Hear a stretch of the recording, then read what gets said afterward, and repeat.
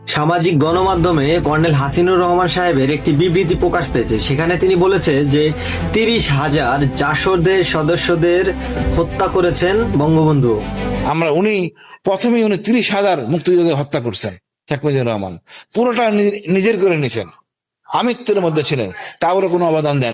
তা আমি 30,000 জাসদের সদস্যর হত্যাকাণ্ডের সাথে জড়িত সাময়িক সময়ের জন্য আমি মেনে নিলাম, কিন্তু কর্নেল হাসিনুর রহমান সাহেব, আমরা ইতিহাস ঘাটলে জানতে পারি যে 1972 সালে গণবাহিনীর প্রধান কর্নেল আবু তাহের ছিল, যা প্রকাশ্যে আসেনি।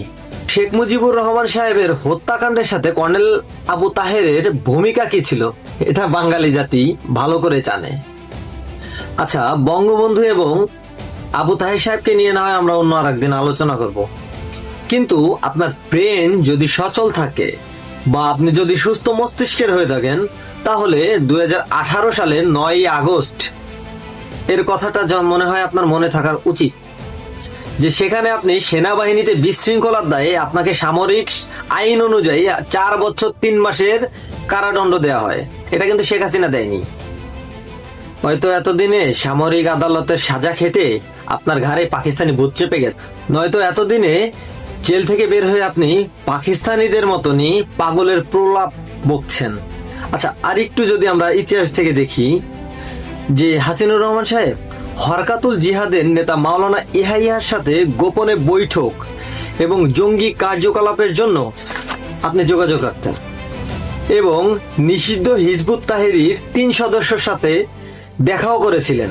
মনে পড়ে চট্টগ্রামের সেই আহত গুলিবিদ্ধ একটা লোকের কথা, যার জন্য আপনি বিদেশি এক লোকের সাথে কথা বলছিলেন। মনে পড়ে পার্বত্য চুক্তি বিরোধী একটি গোষ্ঠীর সাথে যোগাযোগ রাখার কথা এবং সেনাবাহিনীর অভিযানের খবর তথ্য ফাঁস করে দেওয়ার কথা। এটা ছাড়াও বিভিন্ন কার্যক্রমের সাথে আপনি অভিযুক্ত ছিলেন কর্নেল হাসিনুর রহমান সাহেব। এটা কেবল দেশবিরোধী কার্যক্রমের সাথে যারা জড়িত তাদের দ্বারাই সম্ভব। 2024 সালে 5ই আগস্টের পরে আমরা দেখতে পাচ্ছি বঙ্গবন্ধু এবং শেখ হাসিনার নামে বিভিন্ন অপপ্রচার চালানো হচ্ছে, এবং যারাই করছে কিন্তু এটা পরিষ্কার যে তারাই দেশটা লুটে পুটে খাচ্ছে, এবং তার সাথে অংশ হিসেবে আপনিও কিন্তু বাদ যাচ্ছেন না জঙ্গি কর্নেল হাসিনুর রহমান সাহেব। আচ্ছা, আলোচনা দীর্ঘায়ু আর করবো না, কিন্তু বঙ্গবন্ধুর নাম বিক্রি করে আওয়ামী লীগ খেয়েছে আপনারা বলছেন, কিন্তু বঙ্গবন্ধুর নামে অপপ্রচার চালিয়ে তো এখন আপনারা খাচ্ছেন।